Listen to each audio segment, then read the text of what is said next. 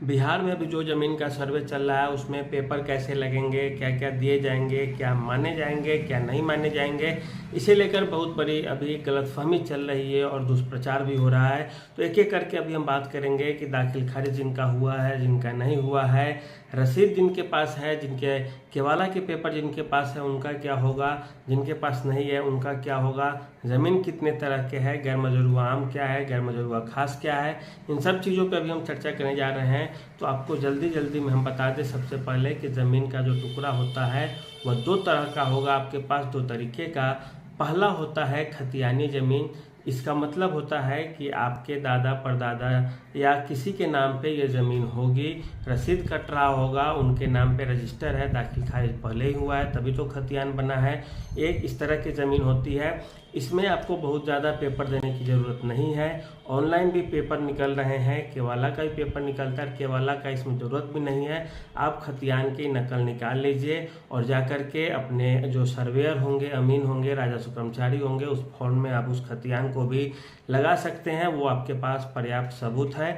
केवल आपको वंशावली तैयार करना है। वंशावली में कोई कागज़ नहीं लगती। गांव के लोग होते हैं वो दस्तखत करके देंगे, वंशावली तैयार है, आपको कोई परेशानी नहीं होनी है। खतियानी ज़मीन है। तो दूसरी तरह की ज़मीन वो होती है जो आप अपने हाथ से लिखाए होंगे, और आप अपने हाथ से लिखाए हैं तो उसका केवाला का जो पेपर होगा, दस्तावेज जिसे कहा जाता है, जिस पर पैसे का फोटो बना होता है, वह आपके पास होगा ही होगा। इसे गिफ्ट डीड भी कहा जाता है अंग्रेजी में। वो आपके पास होगा ही होगा, और नहीं होगा तो आप निकाल सकते हैं ऑनलाइन के थ्रू, या जाके जिला निबंधन कार्यालय से भी आप निकाल सकते हैं उस चीज़ को। बस आपको साल याद होना चाहिए कि इस साल में ज़मीन की रजिस्ट्री हुई थी। खुद से लिखाए हैं तो आपको याद होगा ही होगा। इसके अलावा एक रसीद रखनी है, ज़मीन की रसीद जो आप कटाते हैं बार बार, वो खतियानी ज़मीन का भी कटता है, और जो खुद से लिखाए हैं, केवाला कराए हैं, उस ज़मीन का भी होगा। तो इस तरह से पेपर आपके पास उपलब्ध होंगे। पेपर में कोई परेशानी नहीं होने वाली है, क्योंकि खतियानी ज़मीन में कोई पेपर आपका खो गया है, भूल गया है, फट गया है तो कोई मैटर नहीं है। उसमें आप खतियान निकालिए, आप दीजिए मैं इनका लड़का, पोता, बेटा, नाती हूँ और हमें ये ज़मीन ट्रांसफ़र करना है अपने नाम पे, वो आपका हो जाएगा, कब्जा पे होगा, बिका नहीं होगा। तो दूसरी बात है जो खुद से रजिस्ट्री कराए हैं उसमें आपको पेपर की ज़रूरत पड़ेगी। दाखिल खारिज को लेकर है, दाखिल खारिज अगर हो गया है तो बहुत बढ़िया है।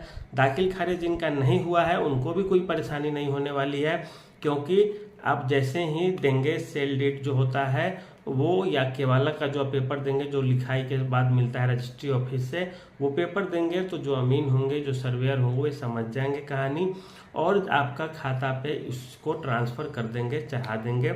अगर उनको शक हुआ या किसी तरह की कोई गड़बड़ी पाई गई तब कोई अन्य कागज वे मांगेंगे, अन्यथा उन्हें नहीं मांगना है कोई कागज। उसके बाद बचती है एक ज़मीन, कौन सी ज़मीन सरकार लेगी, कौन सी नहीं।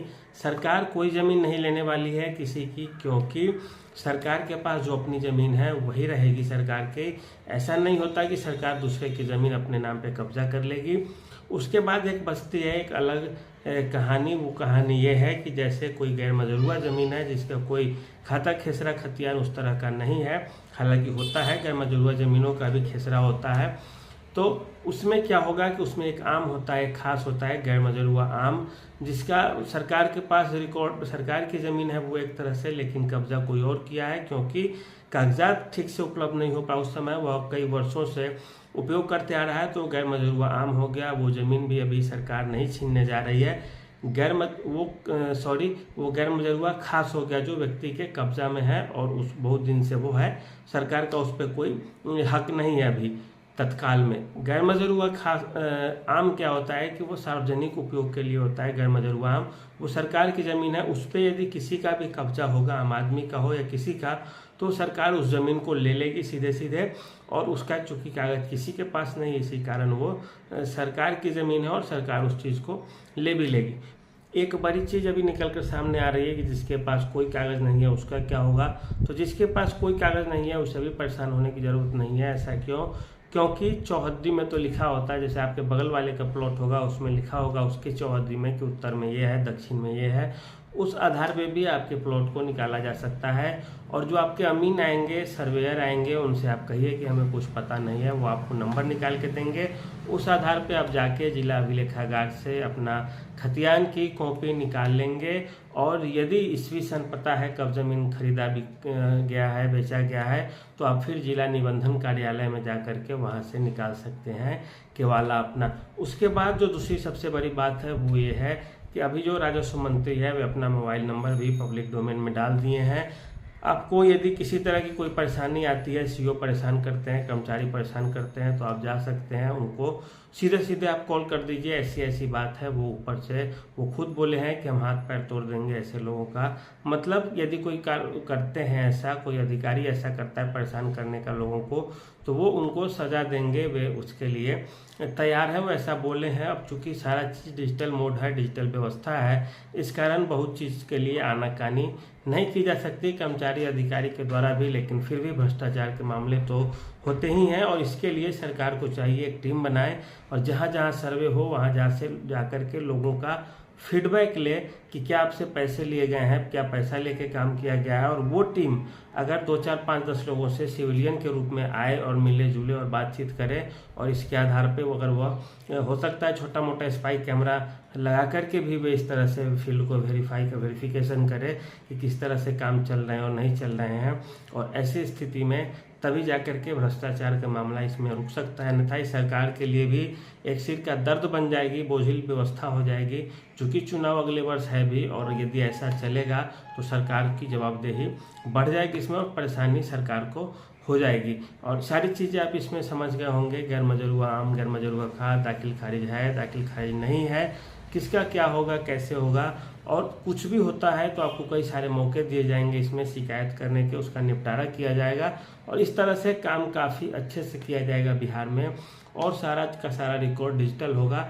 एक और चीज़ बड़ी बात एक बता दें, जिनका बंटवारा नहीं हुआ है वो इसी बीच बंटवारा कर ले, नहीं तो बाद में परेशानी होगी ज़्यादा। फिर अंचल कार्यालय दौड़ते दौड़ते आपकी चप्पल भी खींच सकते हैं और पैसे भी देने पड़ सकते हैं घूस के रूप में। और जैसे किसी का 2 भाई 3 भाई के नाम पे भी ज़मीन है तो वो चाहे तो अभी अपना अलग अलग खाता बनवा सकते हैं बंटवारा दायर करके सामान्य से। तो एक अच्छा चीज़ होगा कि उनको उनका अपना खाता नंबर इसी सर्वे में मिल जाएगा। तो कैसी लगी ये वीडियो? तमाम तरह के सवालों के जवाब हमने यहाँ दिए हैं, और इसी के आधार पर आप बताइएगा कैसा लगा। तब तक के लिए इतना ही, धन्यवाद।